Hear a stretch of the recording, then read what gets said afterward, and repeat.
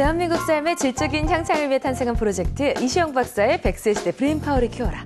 오늘도 그동안 미처 알지 못했던 두뇌 속에 담긴 놀라운 비밀들을 알아봅니다.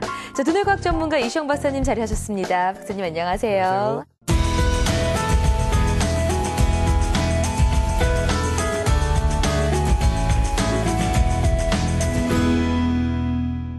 네, 오늘도 역시 최신 뇌과학 뉴스를 두 가지 준비해봤습니다. 오늘 첫 뉴스는 먹거리와 관련된 뉴스인데요.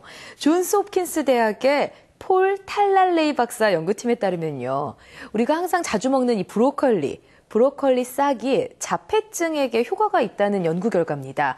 자, 브로콜리 싹에서 채취한 화학 성분을 자폐증이 중등도 정도의 강도로 걸려있는 환자들, 또 자폐증이 심각한 환자들에게 먹였더니 효과가 나타났다고 하는데요. 어떤 효과가 입증된 건가요? 그래요. 이게 아주 참 자폐증 환자에게는 희소식인데, 네. 이 브로콜리 싹에서 추출한 설포라판이라는 물질을 18주 동안 자폐증 환자에게 맡겼더니 이 아이들이 훨씬 더 대화 능력도 아주 향상되고 사교 능력도 향상되고 사람이 말을 할 때 이 자폐증 환자들이 사람을 보지를 않습니다. 이렇게 이게 눈을 접촉하는 빈도라든가 또 사람이 말을 할 때 이렇게 반응을 보인다든가 이런 것들이 확실히 좋아졌습니다. 굉장히 기쁜 소식이죠. 거기다가 또 자폐증 환자들은 이런 반복적인 행동이 많습니다. 그것도 확실히 줄어들었습니다. 그것까지는 참 좋은 연구 결과인데 불행히도 이 약을 안 먹였더니 그것도 온 상태로 돌아간 겁니다. 그래도 어쨌든 이걸 먹이는 동안은 그만큼 향상된 능력을 보였다니까 앞으로 아마 이 치료약으로 정말 쓰일 수 있는 날이 오지 않을까 기대가 큽니다. 네. 자, 두 번째 최신 뇌과학 뉴스도요. 역시 먹거리와 관련된 내용입니다. 미국 하버드 대학 보건대학원의 마릴린 코르넬리스 연구진에 따르면요. 우리가 자주 마시는 이 커피를 하루에 먹는 양과 유전이 연관이 있다고 합니다. 그렇다면 유전적으로 커피를 많이 먹는 사람이 있다는 얘기인데요. 어떤 연구 결과인가요? 그래요. 이분들은 아주 광범한 조사를 했습니다. 그렇게 여러 기관에서 한 연구들을 집계를 해서 거의 이 12만 케이스입니다. 네네. 이렇게 12만 케이스를 다 조합을 해서 커피와 유전자가 어떤 관계가 있는지 조사를 했더니 6개가 커피와 유전자가 정말 영향이 있더라. 그런데가 2개는 우선 이 카페인의 분해 능력이 굉장히 빨라지는 겁니다. 그 말은 커피를 마셔도 뭐 잠자는데도 별 지장이 없고 뭐 이렇다는 이야기고, 그 다음에 또 2개는 이게 상당히 쾌락 중추를 자극을 하는 겁니다. 우리 커피 마시면 기분이 좋잖아요. 흥분되죠. 그렇게 이제 이런 분들은 커피를 마시면은 기분이 좋아지니까 커피에 습관성이 될 가능성이 굉장히 높은 어떤 의미에서 위험군이죠, 사실은요. 그 다음에 또 이 나머지 2개는요. 이것은 이제 지방과 또 이 당분과의 대사 관계에 영향을 주더라. 그 말은 우리 뇌는 우리 혈중에 지방분이나 당이 많아지면 이걸 감지하는 능력이 있습니다. 이게 굉장히 예민해지더라. 그래서 이게 확실히 당분과 지방과 대사 관계를 조절하는데 커피가 굉장히 유용하다. 저는 뭐 커피를 점심 후에는 먹지 마라 그러는데, 그 저녁에도 먹고도 잠이 잘 오는 사람들은 어떻게 보면 유전적으로 이 굉장히 카페인을 빨리 분해시키는 이런 유전인자를 갖고 있는 사람이다. 이게 다행인지 불행인지는 몰라도 저는 그건 별로 좋은 유전인자 같지는 않습니다. 네. 사실 제가 커피를 마셔도 별로 잠과는 상관이 없거든요. 근데 생각해보면 저희 어머니도 밤늦게 커피를 드셔도 괜찮으셨던 것 같아요. 그런 거 보면 네. 확실히 유전이 좀 영향이 있는 것 같습니다. 커피가 단순히 기호식품인 줄 알았는데요. 이렇게 유전과 연관이 있다는 것, 이 놀라운 소식 커피 애호가들께서도 들으면 참 신기하셨을 것 같은데요. 이렇게 최신 뇌과학 뉴스 2가지를 알아봤습니다. 자, 이제는 이시영 박사의 100세 시대 브레인파워를 키워라. 오늘의 주제를 알아봐야겠죠? 오늘의 주제를 알아봅니다. 우리 몸의 휴식과 재충전을 위해 충분한 수면은 반드시 필요하죠. 잠을 잘 자야 뇌의 활력을 깨울 수 있습니다. 하루만 잠을 못 자도 일상생활에 어려움을 겪었던 경험이 누구나 있을 텐데요. 수면이 우리 몸에 미치는 영향을 알아보고 불면증의 다양한 원인과 숙면에 도움이 되는 생활 습관까지 뇌 건강을 지키고 삶의 활력을 주는 수면의 모든 것을 살펴봅니다.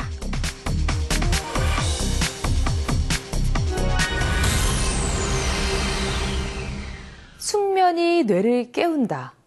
잠을 잘 자는 것이 우리의 뇌를 깨우고 우리의 뇌를 더 좋게 만들어낸다는 것인가? 오늘의 주제에 대해서 좀 설명을 해주시겠어요?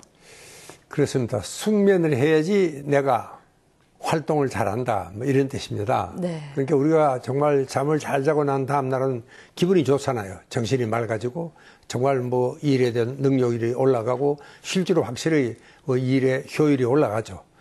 또 반대로 보니 잠을 못 잔 날 밤은 그 다음 날이 아주 힘들지 않습니까? 이제 이런 걸 생각해 보면은 뇌와 또 이 숙면과는 밀접한 연관이 있습니다. 오늘은 그것이 어떻게 연관이 되는지 이걸 우리가 공부를 좀 해야 되겠습니다.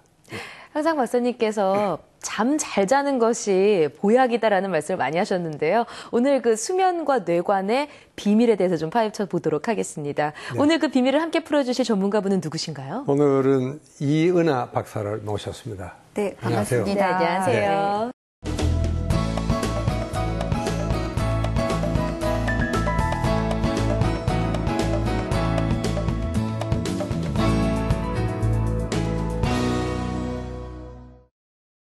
박사님, 오늘의 주제는 수면입니다. 네. 잘 자면 뇌가 좋아진다. 수면이 왜 그렇게 중요한 건가요? 네, 수면은 사실 우리 몸이 항상 일정하게 유지되어야 하는 이제 의학 용어로 말하면 호메오스테시스, 항상성의 어떤 기전에 의해서 유지가 되는데 수면을 통해서 어떤 체온이라든지 혈압, 맥박 이런 것도 일정하게 유지가 되고요. 뼈, 신경, 근육들이 회복이 되고 성장 호르몬이 분비돼서 성장을 촉진하게 된다든지 또 기억력이 강화된다든지 이런 우리 몸을 항상 일정하게 유지할 수 있는 가장 중요한 과정이지요. 그렇다면 잠을 제대로 자지 않으면 단순히 몸을 쉬게 해주는 거를 망친다라는 것을 넘어서서 우리 몸을 항상성을 유지할 수 없게끔 만든다는 얘기겠네요. 그렇죠. 수면을 사실은 그냥 쉰다라는 생각을 갖고 계신 분들이 많은데 네, 저도 그런 줄 알았습니다. 그것이 아니라 우리가 깨어서 활동하는 시간만큼 네. 수면을 통해서 우리 몸이 재충전되고 또 많은 자율신경이라든지 어떤 호르몬계라든지 이런 면역계라든지 이런 것들이 제 기능을 낮 동안 잘 할 수 있도록 꼭 필요한 시간이지요. 그러니까 우리가 정말 인생의 3분의 1을 잠으로 그렇죠. 보내지 않습니까? 네. 이게 아무것도 안 하고 누워있으니까 어떤 부지런한 사람들은 도대체 잠자는 시간이 아깝다는 사람도 약간 버리는 있습니다. 시간 같다는 생각이 좀 네. 들기는 해요. 그러나 이제 이 박사 설명처럼 잠은 굉장히 중요한 역할을 합니다. 아무것도 안 하고 가만히 누워있지만 특히 우리 뇌는 24시간 기능을 해야 됩니다. 꿈도 꿔야 되고 또 실제로 낮에 했던 공부를 또 밤에 이 장기 기억으로 저장을 한다든가 굉장히 중요한 그러니까 학습 능력이라든가 기억력에 이 수면과는 밀접한 관련이 있고요. 또 실제로 이 자는 동안에는 성장 호르몬이 분비가 됩니다. 그렇게 잘 잔 나이가 잘 큰다 그러지 않습니까? 네네. 실제로 잘 자야지 성장 호르몬이 분비가 되어서 이게 이제 아이들의 신체에 바르게도 영향이 있지만 실제로 이 어른에 대해서도 워낙 아이들의 성장이 중요하니까 우리 의사들이 성장 호르몬이라고 그랬지만 나중에 성장 후에도 굉장히 중요한 역할을 많이 합니다. 여자들 위해서는 피부가 고와져요. 잠을 잘 자야지 피부 대사가 좋아지죠. 또 잠을 잘 자야지 다이어트가 되고 날씬해지고 신진대사가 촉진이 되고 특히 또 밤에는 이 멜라토닌이라는 수면 호르몬이 분비가 되는데 이것도 단순히 수면을 좋아하게 한다는 것뿐만 아니고 이것이 정말 항암 작용도 있고 또 이런 면역 작용 이런 여러 가지 기능들이 많습니다. 그러니까 이 멜라토닌이 분비가 된다는 것만 하더라도 이 노화 방지가 되고 이렇게 이 신진대사가 이 촉진이 되니까 확실히 면역력도 좋아지고 우선 생체 리듬이 잘 조절이 돼서 우리 몸 전체를 조절해주는 중요한 역할을 하는 것이 잠입니다. 네, 그럼 선생님, 수면 중에 뇌는 어떤 상태인 건가요? 실제로 이제 수면에 빠지게 되면 뇌는 또 다른 세계가 열린다고 생각을 하시면 됩니다. 신체적으로는 약간 이제 나른하게 그 의식이 조금 희미해지고 아세틸콜린이라든지 노르아드레날린이라든지 히포크레틴이라든지 세로토닌의 이제 분비 체계가 달라지고 이때는 정상의 낮 활동보다는 수면 상태에서는 우리 뇌의 활동이 한 75%로 이렇게 이제 감소되게 됩니다. 이 상태를 우리가 비렘 수면이라고 이야기를 하고요. 이 비렘 수면은 한 80분 정도 유지가 됩니다. 그 시간이 지나면 렘 수면으로 이제 빠지게 되는 거죠. 그래서 렘 수면이라고 이야기하는 건 이제 rapid eye movement. 그래서 눈알이 이렇게 왔다 갔다 이제 빨리 움직인다 그래서 rapid eye movement라고 이야기를 합니다. 네네. 그때는 우리 몸의 근육이 다 이완이 되도록 이렇게 이제 또 호르몬 분비가 바뀝니다. 그래서 뇌에서의 어떤 활동량은 렘 수면일 때는 다시 이제 높아지는 거죠. 그래서 꿈이 생생하게 나타나고 하지만 우리 몸은 힘이 다 빠져서 반응할 수 없는 그런 상태가 됩니다. 그래서 수면 상태가 되면 우리가 이제 꿈에 빠지면서 비렘 수면과 렘 수면으로 이제 분리가 된다. 실제로 꿈은 렘 수면에 나타나는 거다. 이렇게 생각하시면 되겠습니다. 예. 그래서 그 하버드 대학의 차슬라 박사는 네. 이 낮 동안의 뇌는 마치 번잡한 교통도로와 같다. 그러니까 수많은 정보라든가 위험 요인들 이런 것들이 있으니까 뇌가 정말 엄청난 스트레스하에 놓이게 됩니다. 그러나 이제 밤이 되어야지 비록 자는 동안에 비로소 이 청소 작업을 할 수가 있다. 우리가 이제 길 청소하는 것도 밤에 하잖아요. 우리가 자는 동안에. 그러듯이 여기도 굉장히 중요해요. 우리가 가령 낮 동안에 본 것, 들은 것, 이 수많은 정보, 또 내가 일부러 정말 암기를 위해서 공부를 열심히 해놓은 것도 그게 다 우리 머리에 저장이 되는 게 아닙니다. 뭐 그렇다면 다 천재가 되겠죠?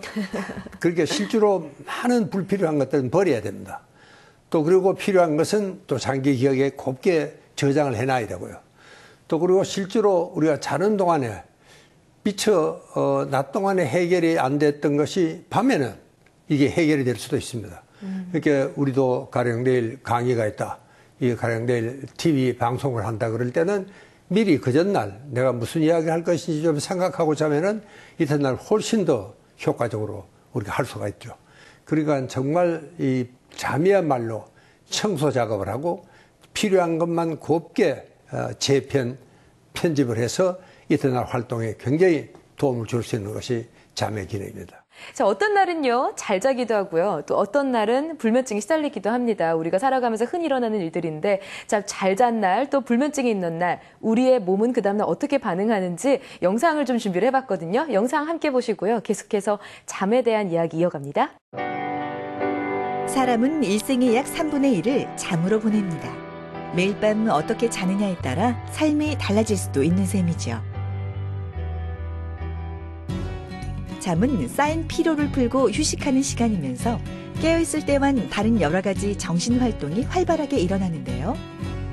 그렇다면 실제로 숙면을 취한 날과 그렇지 못한 날의 몸 상태는 얼마나 다를까요?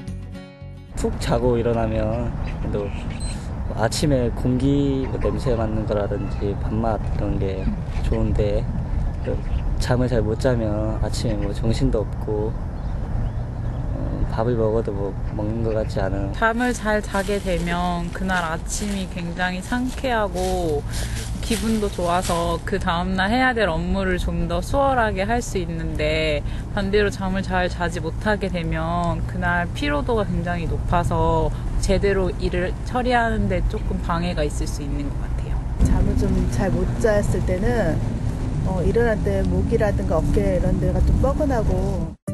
충분한 수면이 다음날 두뇌 활동을 활발히 하는 데 도움이 된다는 것은 익히 알려진 사실입니다. 우리의 뇌는 낮 동안 끊임없이 일하다가 잠자는 시간이 돼서야 휴식을 취하는데요. 만약 충분한 수면을 취하지 못하면 뇌가 손상을 입어 집중력과 기억력, 사고력 저하와 함께 두통, 어지럼증과 같은 증상이 나타날 수 있습니다. 따라서 건강한 일상생활과 생명 유지를 위해서 충분한 수면은 선택이 아닌 필수인데요. 수면이 부족한 경우 우리 몸에는 어떤 변화가 생길까요? 수면과 비만은 밀접한 관련이 있습니다. 수면이 부족하면 스트레스 호르몬인 그렐린이 분비되는데요. 그렐린 호르몬은 배고픔을 느끼게 해서 기름진 음식을 먹고 싶게끔 합니다. 또 반복되는 야근이나 밤샘 작업은 암 발병 위험을 높이는데요. 불규칙한 생활로 생체 리듬이 깨지면 수면을 유도하는 멜라토닌의 분비가 줄어 충분한 수면을 취할 수 없고 면역력이 저하되기 때문입니다. 성장 호르몬은 성인에게도 없어서는 안 될 존재입니다. 피부 세포를 비롯해 몸속 세포의 재생을 활성화하고 면역력을 높이는 물질을 만들어내기 때문이죠. 문제는 성장 호르몬이 숙면을 취할 때 집중적으로 분비된다는 점인데요. 숙면을 취하지 못하면 성장 호르몬의 분비가 줄어들어 피로를 자주 느끼고 피부 트러블도 자주 생기게 됩니다. 피부에도 잔만한 보약이 없는 셈이죠. 수면 부족은 몸과 마음의 병을 부른다는 사실 기억하세요. 캐리커처 사업을 주변에 또 하시는 분들이 몇몇 분들이 있었거든요. 이렇게 캐리커처를 했는데 야, 이 사업을 하면서 정말 식혜 밥알처럼 가라앉더라고요.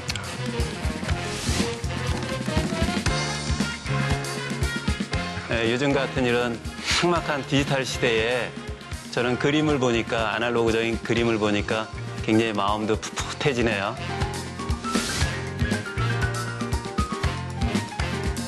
창업이라는 게 상품을 만들고 판매하고 그리고 수익을 창출하고 이런 것이 다가 아니라 정말 많은 힘든 일들과 스트레스를 받게 되는데 그 길을 이탈하지 않았던 거는 어떻게 보면 확실한 꿈이 있었고 목표가 있었고 비전이 있었기 때문이라고 생각을 합니다.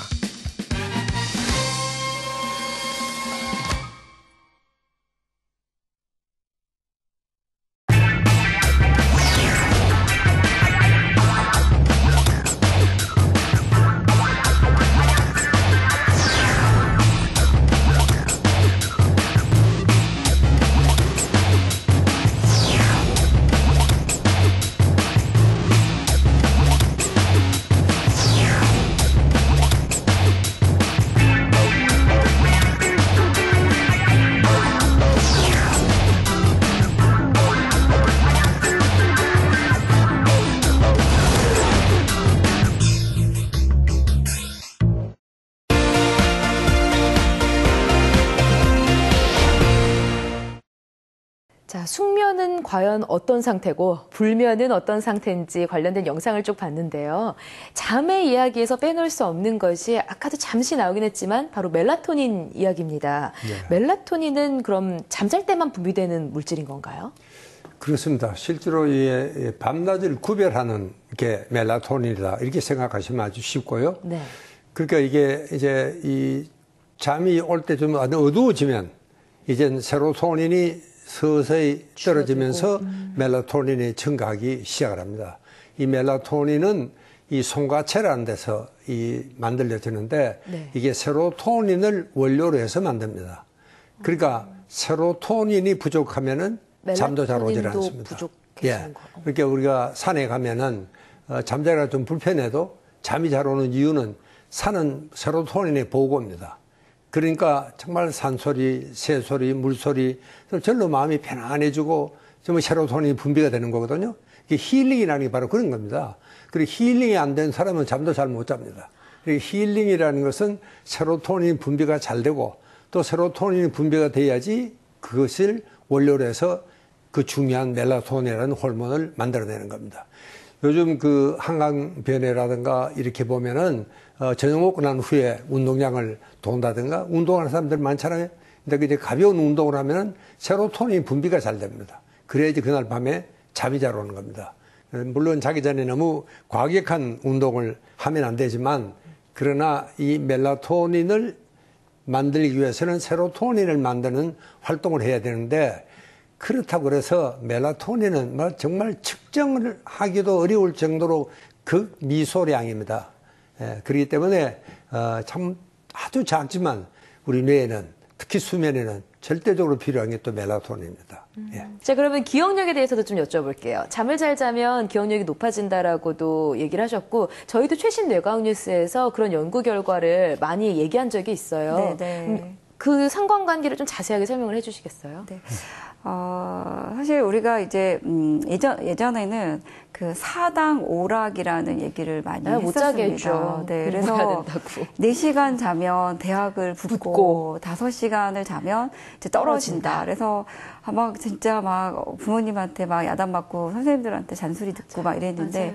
그게 다 사실 거짓이었다는 것을 제가 이 신경계를 공부하는 의사가 되고 난 후에 알았습니다. 사실 기억은 잠을 충분히 자야 내 것으로 오래 저장이 됩니다. 쉽게 생각하시면 낮 동안에 여러 가지 이제 활동했던 것들이 내 머릿속에 장기 기억으로 남아야 되는데요. 그 장기 기억으로 남기 위해서는 강화라는 과정이 필요합니다. 우리가 요즘에 김장철이라 막 김장 준비하시는데 김장을 오래 보관하려면 소금에 절이는 과정이 필요하잖아요. 그렇죠. 그런 것처럼 기억도 내가 학습하고 습득한 것을 그러니까 절이는 과정, 강화작용이 필요한 거죠. 이 강화작용이 수면 상태에서 일어나는 거죠. 그래서 결국 우리가 기억을 오래 장기 기억으로 만들 때는 꼭 수면이 불가피하다. 그래서 공부를 아무리 많이 해도 잠을 안 자면 그것은 내 것으로 남지가 않다는 거죠. 그래서 우리가 이제 벼락치기 공부할 때도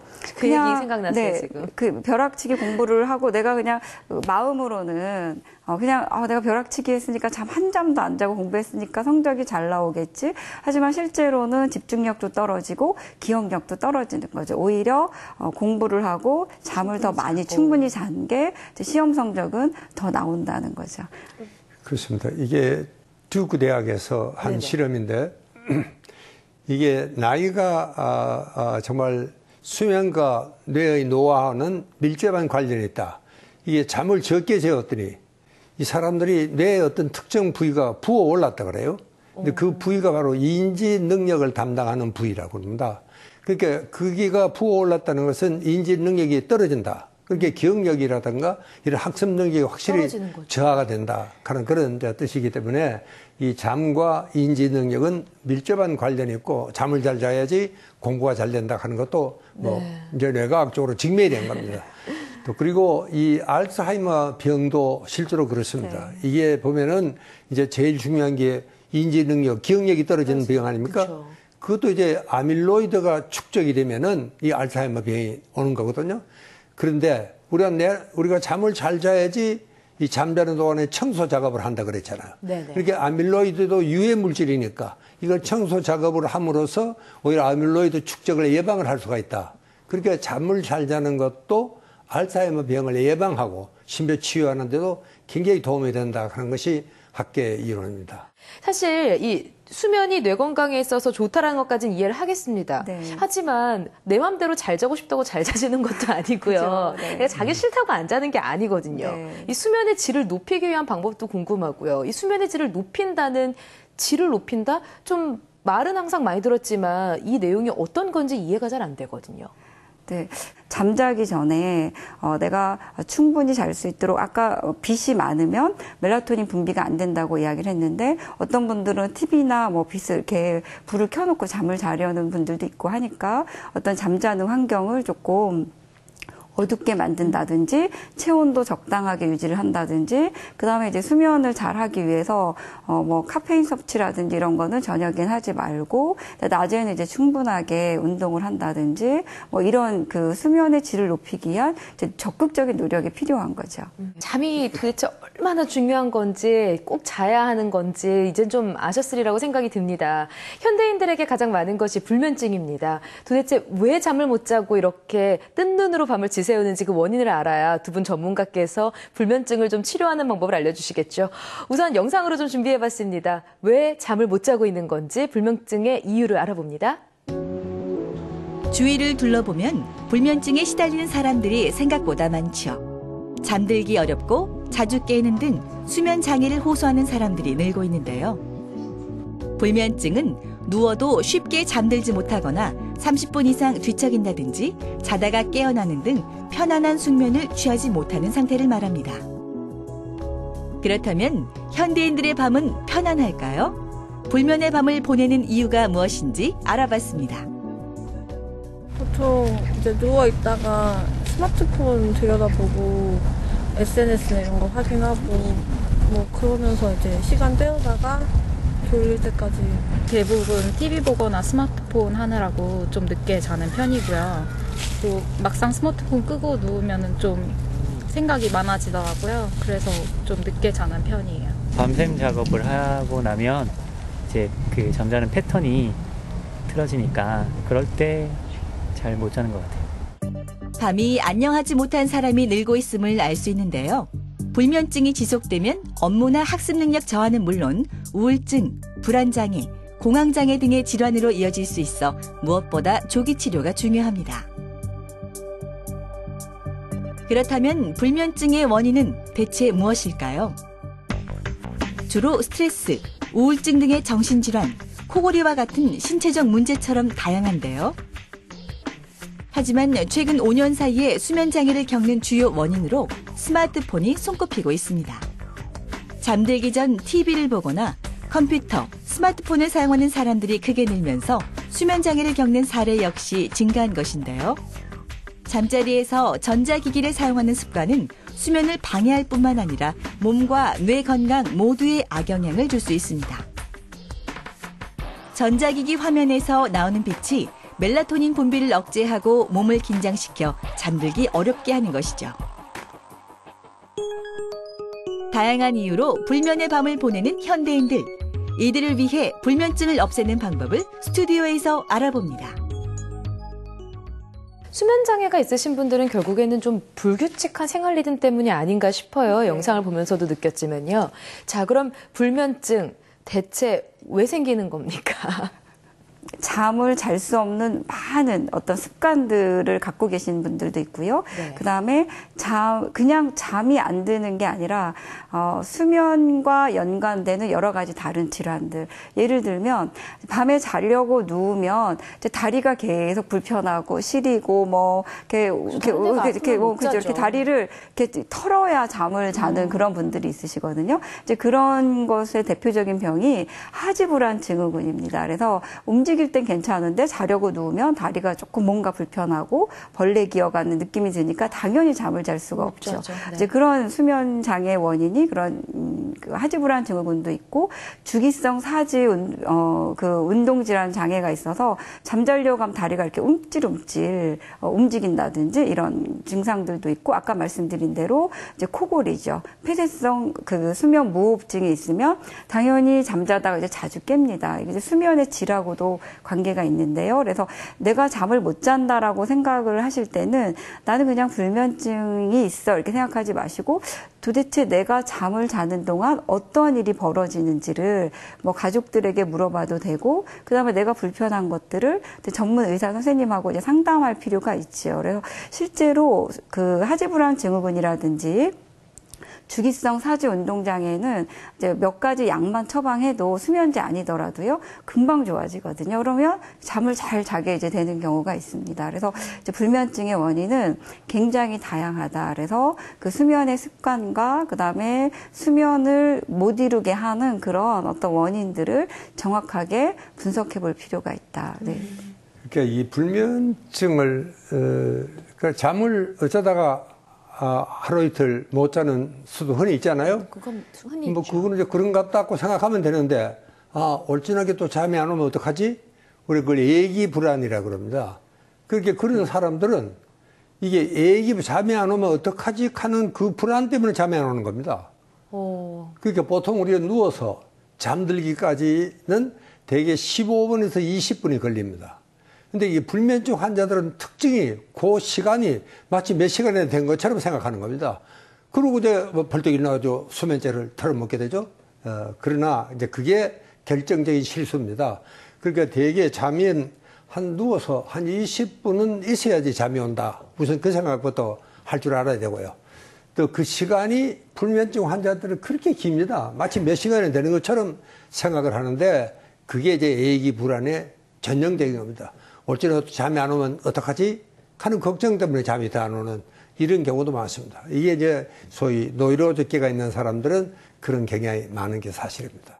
종종 이제 불면증에 시달리는 분들은 수면제를 먹기도 네, 하잖아요. 네, 처방을 네, 받아서요. 네. 또 요즘 약국에서 수면 유도제도 팔고요. 근데 이런 약들이 부작용이 없는지 우리 몸에 해를 끼치는 건 아닌지 걱정을 또 하시긴 하는데요. 네. 이런 약들 괜찮아요?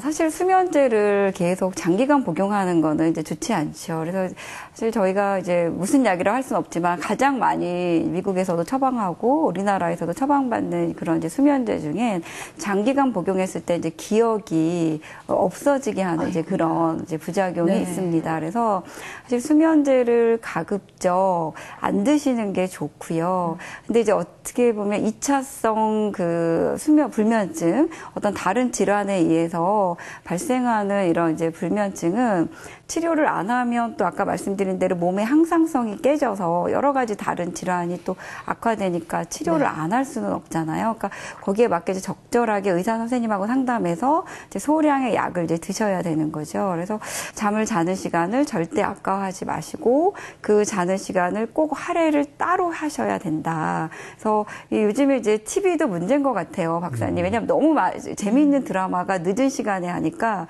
드라마 다 끝나면 이제 12시가 되는 거죠. 그때 잠자려고 그러면 이제 잠을 청하기 어려운 일이 생기는 겁니다. 사실 저는 좀 어려운 책만 보면 잠이 와서요. 네. 잠 안 오다가도 책만 펼치면 잠이 스르륵 오던데요. 여러 가지 이제 잠을 쫓게 하는 문제점들을 좀 짚어주셨습니다. 말씀하신 것들 피하라는 거 다 피하고 또 하라는 거 다 따라서만 하면은 바로 숙면에 취할 수 있는 조건, 숙면에 취할 수 있는 방법을 찾게 될 것 같은데요. 영상으로 좀 이어봤습니다. 좋은 잠의 조건, 또 숙면은 어떻게 취해야 하는지 함께 만나보시죠. 잠이 보약이라는 말처럼 잠만 잘 자도 건강한 삶을 살 수 있는데요. 많은 사람들이 바쁜 생활 환경과 스트레스로 인해 수면 장애에 시달리고 있습니다. 최근에는 수면 장애를 겪는 사람들이 증가하는 만큼 숙면을 돕는 다양한 제품들이 출시돼 눈길을 끌고 있죠. 밤잠을 설치는 사람이라면 베개를 한번 바꿔보는 건 어떨까요? 자신의 신체 조건이나 수면 습관, 자세와 취향에 따라 신개념 베개를 선택해서 사용하면 숙면에 도움을 준다고 합니다. 또 아로마 제품을 사용하면 신경을 이완시켜 깊은 잠을 자는 데 도움을 줍니다.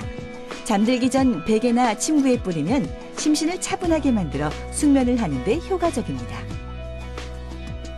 그렇다면 일상에서 불면증을 해소하고 충분한 잠을 자기 위해서는 어떻게 해야 할까요?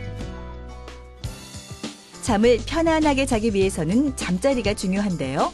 침실의 온도와 습도에 주의해야 합니다. 너무 덥거나 추우면 잠에서 자주 깨기 때문이죠. 또 기본적으로 잠은 밤에 자는 것이므로 어두운 환경이 도움이 되는데요. 만약 어둠에 대한 불안이 있다면 약한 빛을 켜두는 것이 좋습니다. 침실에는 텔레비전이나 오디오를 놓지 않는 게 좋습니다. 어두운 곳에서는 청각 자극에 훨씬 민감하기 때문입니다. 하지만 일정한 리듬으로 울리는 조용하고 낮은 소리는 숙면에 도움을 주는데요. 특히 자장가처럼 잔잔한 음악은 마음 안정에 효과적입니다. 무엇보다 중요한 것은 규칙적인 생활이죠. 수면도 일종의 습관이므로 항상 일정한 시간에 잠자리에 들고 깨어나면 숙면으로 이어집니다. 숙면을 위해 저녁 식사는 잠들기 서너 시간 전에 마치는 게 좋은데요. 저녁 식사를 늦게 할 경우 소화 시간이 길어져 수면을 방해할 수 있기 때문이죠. 이번에는 숙면에 도움을 주는 요가를 배워볼 텐데요. 좋지 못한 수면에 취한 다음 날은 풀리지 않은 피로로 인해서 뒷목이 뻐근하고 어깨 결림과 같은 만성 피로가 찾아오게 되거든요. 그래서 질 좋은 수면을 취하기 위해서는 잠들기 전에 몸의 이완이 필요합니다. 목 스트레칭은 경직된 어깨 근육을 이완하고 혈액순환을 도와 어깨 통증과 결림에 효과적입니다.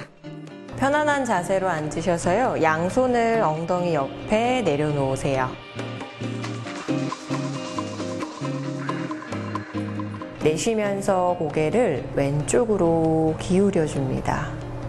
마시는 숨에 고개를 정면으로 데려오고 내쉬면서 손을 엉덩이 옆에 내려놓아줍니다. 소, 고양이 자세는 오래 앉아있는 생활 습관과 바르지 못한 자세로 높여진 척추의 피로감을 푸는 데 도움이 되는데요. 등을 동그랗게 말아줄 때는 소의 모습을, 복부를 바닥으로 내려 등을 펴줄 때는 고양이의 모습을 닮은 동작으로 척추 이완에 좋은 자세입니다. 손목을 내려놓으실 거고요. 그 손의 넓이는 어깨 넓이가 되실 거예요. 자신의 무릎을 바라보면서 무릎 사이의 공간이 골반 넓이가 될 수 있게 발끝도 세워 놓아줍니다. 마시는 숨에 가슴을 천장 쪽으로 들어 올리면서 허리에 오목한 앞치를 한번 만들어 보세요. 내쉬는 숨엔 등을 둥글게 말아서 시선을 복부 쪽으로 끌어당겨 줍니다. 토끼 자세는 뒷목과 어깨 결림을 풀어주고 척추의 이완과 함께 온몸의 혈액순환을 촉진시키는 효과가 있습니다. 무릎을 꿇고 앉아서 양손으로 자신의 뒤꿈치나 발목을 잡아줍니다. 내쉬면서 등을 둥글게 말아 이마가 무릎과 가까워질 수 있게 내려놓으세요. 그런 다음 내쉬는 숨에 상체를 앞으로 숙이고 정수리를 바닥에 댄 다음 마시는 숨에 엉덩이를 들어 올려 정수리에 자극을 줍니다. 나비 자세는 고관절과 골반을 자극시키는 자세로 하체의 혈액순환을 도와 긴장감을 해소합니다. 편안한 자세에서 자신의 발바닥을 서로 붙여보실게요. 그래서 양 발바닥이 벌어지지 않게 양손을 깍지로 잡으실 거고요. 그 깍지손을 발가락 앞쪽에 고리처럼 걸어 잡아줍니다. 내쉬는 숨에 팔을 구부려 상체를 먼 바닥 쪽으로 숙여줍니다. 마시는 숨에 양 옆구리를 길게 늘려주면서 다시 제자리로 돌아와 줍니다. 숙면에 도움이 되는 다양한 방법을 알아봤는데요. 이젠 불면의 밤을 벗어나 활기찬 내일을 만들어 보세요.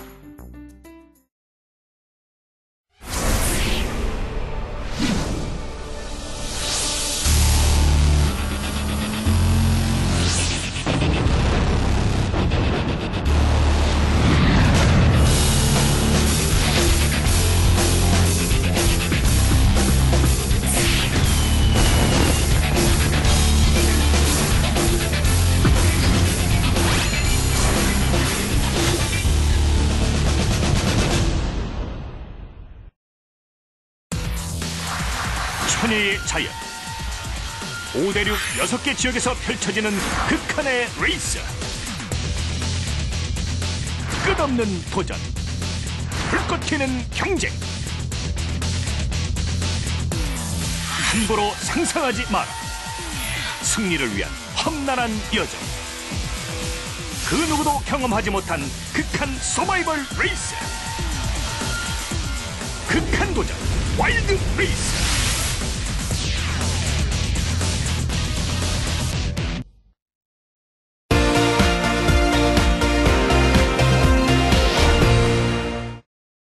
자, 지금까지 수면과 뇌에 관한 이야기를 쭉 나눠봤습니다. 잠이 정말 중요한 거다. 그리고 이런 행동들은 좋지 않다. 이런 것들을 하면 잠이 잘 온다라고 좋은 말씀을 많이 해주셨는데요. 끝으로 불면증에 시달리고 계시는 분들에게 한마디씩 해주시죠. 늦게 잠자는 게 이게 제일 문제입니다. 지금 우리 한국 사람들이 12시 전에 잠자리 가 있지 않은 사람이 68%입니다. 이게 정말 결정적인 실수고 문제점이다. 저는 그 이야기를 꼭 드리고 싶고요. 네. 그 다음에 이제 잠이 안 온다고 수면제를 먹는 사람도 문제지만 술을 마시는 사람이 더 문제입니다. 이게요, 술이 취해서 잠이 온다. 가령 내일 내가 입시가 있다. 내일 내가 굉장히 중요한 상담을 있다. 해야 된다. 그럴 때는 긴장이 되잖아요. 그때 뭐 칵테일 한두 잔, 이거는 괜찮습니다. 그러나 정말 취해서 잠이 올 정도로 내가 술을 마셔야 되겠다. 이거는 뭐 알코올 중독자가 될 제1보입니다. 굉장히 위험한 거예요. 여러분, 술을 많이 마시고 자면은 잠은 잘 오죠. 그러나 그것은 약물 중독 상태입니다. 이 정상 수면하고는 전혀 다릅니다. 또 실제로 그런 사람들은 새벽 한두 시 되면 잠이 깨요. 왜? 수면 리듬이 완전히 난조에 빠집니다. 이게 생리적인 리듬이 난조에 빠지니까 특히 이제 이 술이 취해서 잠이 오는 사람들에게는 이건 아주 극약보다 더 해롭습니다. 차라리 수면제가 낫습니다. 그러니까 절대로 자기 위해서 술을 마시는 이것만은 금물입니다. 예. 선생님 마지막으로 한 말씀 해주시죠. 네, 불면증에 시달리는 분들 정말 잠을 못 주무시면 너무 괴롭지요. 근데 이 불면에 대해서 두려움이 더 큰 문제인 것 같습니다. 그래서 내가 잠을 못 자는 게, 그러니까 밤만 되면 이제 밤이 오는 게 두려워지는 그런 분들이 계시거든요. 그러면 잠은 더 잘 안 오게 됩니다. 그래서 우리 몸은 항상 일정한 패턴을 유지하도록 만들어져 있기 때문에 잠은 올 수뿐이 없다. 근데 내 두려움이 더 잠을 쫓아내는 거일 수 있다. 네. 이렇게 생각하시고 그 불면의 원인을 전문가들과 본인의 생활 리듬을 잘 교정을 하고 그것을 또 실천하려고 노력을 하면 꼭 약의 도움 없이 충분한 수면을 취할 수 있다고 생각을 합니다. 근데 우리 대한민국 국민들이 굉장히 부지런하고 너무 열심히 사시기 때문에 잠자는 시간을 아까워하고 잠이 빨리 들지 않으면 무언가를 해야 된다라는 그 생각 때문에 더 잠을 못 자는 것 같습니다. 네. 자, 여러분들 건강 신경 많이 쓰시잖아요. 뭐 좋은 음식 사 먹고 몸에 좋다는 거 다 쫓아다니고 운동도 하고 하시는데요. 제일 중요한 건강 지키기 비법은 잘 자는 거라고 합니다. 잠을 잘 자야 건강해지고 또 대한민국 전체가 좀 행복해지지 않을까 싶은데요. 오늘 잠에 관해서 좋은 이야기 해주신 헤븐리 병원의 이은하 박사님 감사합니다. 감사합니다. 브레인 전문가 이시영 박사가 내리는 브레인 특효 처방전 시간입니다. 박사님, 잠을 잘 자기 위한 비법, 특효 처방전 내려주시죠. 예, 우리가 많은 이야기를 했습니다만은 특히 최근에는 이 스마트폰으로 인한 불면증 환자들이 굉장히 많습니다. 그러니까 적어도 1시간 전에는 스마트폰을 끄라. TV 화면도 마찬가지입니다. 왜냐하면은 스마트폰을 켜는 순간 굉장히 밝아집니다. 밝아지면은 멜라토닌이 나오다가도 쑥 들어가 버립니다. 왜? 멜라토닌은 빛하고는 상극입니다. 이거를 우리가 잘 이해를 하셔야 되고요. 실제로 그 하버드 대학 팀들은 이게 스마트폰을 자기 전에 켠다는 것은 누구로부터 굉장한 신변의 위협을 받을 정도로 이 무서운 일이다. 그렇게 되면 불안해서 잠을 못 자잖아요. 신변의 위협을. 그래 그만큼 이게 스마트폰을 켠다는 것은 굉장히 정말 수면에는 이게 아주 방해제가 된다. 그런 이야기입니다. 그리고 일단 이제 침대에 누우면은 모든 것이 다 꺼야 됩니다. 완전 소등이 돼야지 잠이 오는데 이 스마트폰이나 TV 같이 저렇게 환한 불빛이 있어가지고야 잠이 올 수가 없죠. 네. 네.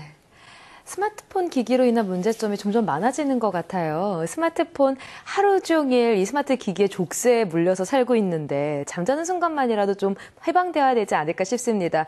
중요한 순간에는 잠시 꺼두셔도 좋다는 이야기 있잖아요. 잠자기 전 이 중요한 시간에는 스마트폰을 좀 꺼두시는 게 좋지 않을까 싶네요. 이시영 박사의 브레인 특효 처방전이었습니다.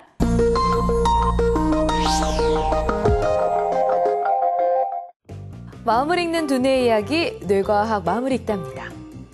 사람은 누구나 자기만의 이상형이 있습니다. 하지만 꼭 그 이상형에게 끌리는 건 아니죠. 그렇다면 우리는 어떤 사람에게 끌리게 되는 걸까요? 남녀 간의 끌림. 한마디로 정의하기는 참 어려운 부분입니다. 심리학에서는 여러 가지 이론과 또 가설들이 있는데요.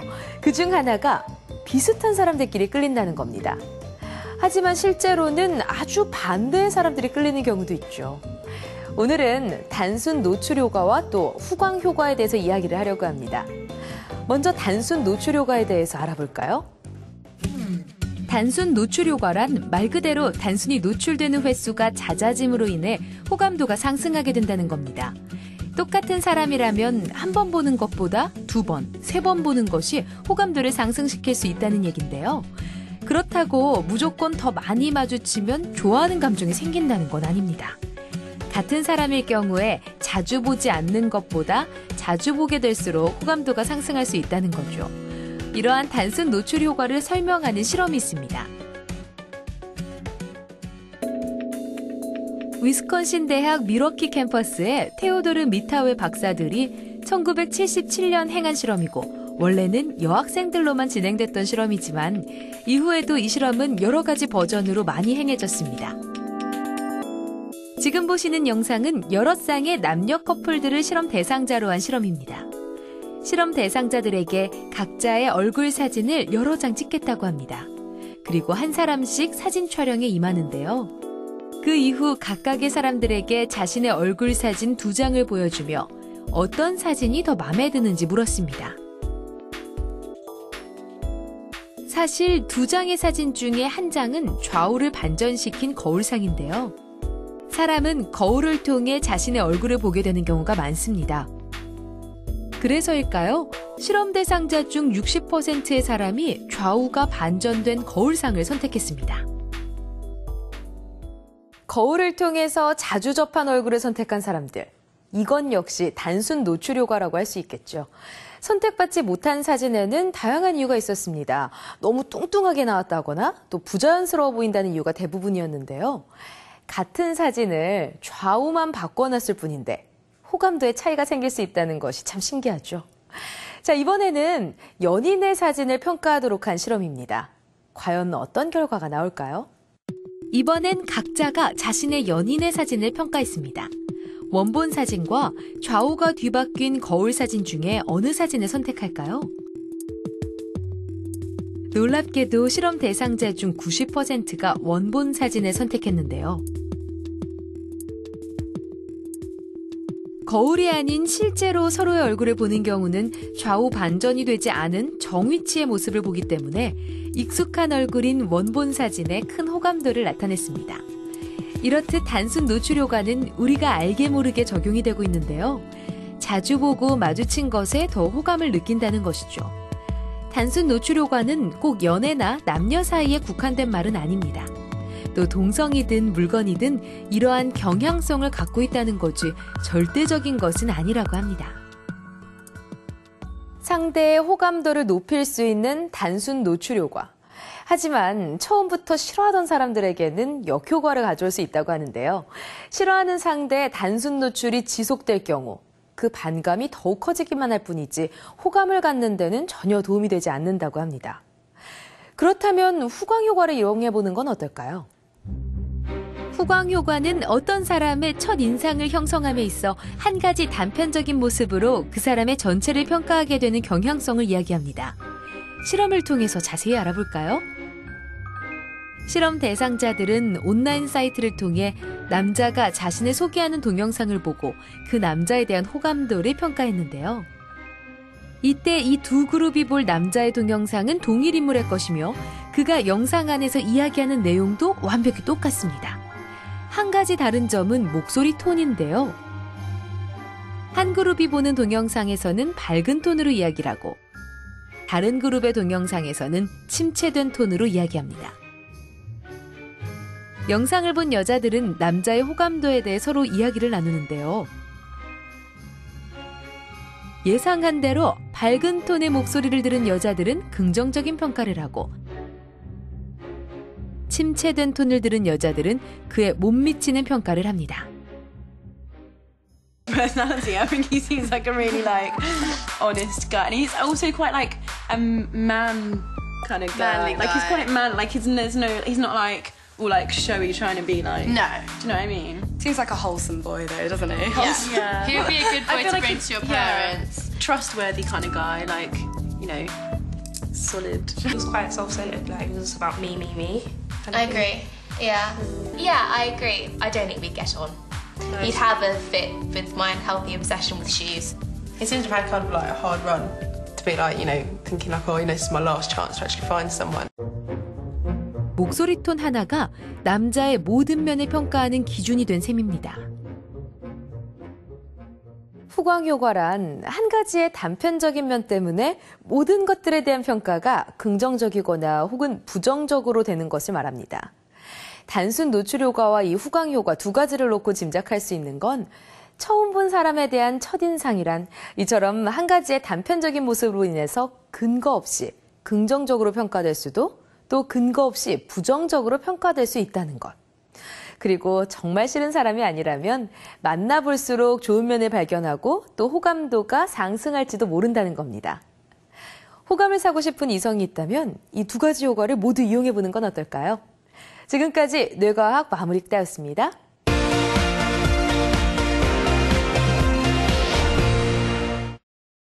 자, 이시영 박사의 100세 시대 브레인 파워를 키워라. 수면과 뇌에 관한 이야기를 쭉 나눠봤는데요. 오늘도 퀴즈를 내주셔야죠, 박사님. 오늘은 좀 쉽고도 어려운 문제가 있습니다. 네. 우리가 이게 이제 아까 우리가 뇌과학적으로 유전인자와도 밀접한 관련이 있는 사람도 드물게는 있다. 그런 이야기도 했고요. 이게 정말 향기도 좋고 정말 아주 좋은 이 호기심에도 기호품이니까 많이 애용이 되고 뭐 가게도 굉장히 많습니다. 그러나 이것은 카페인 함량이 굉장히 높기 때문에 수면을 방해할 수도 있습니다.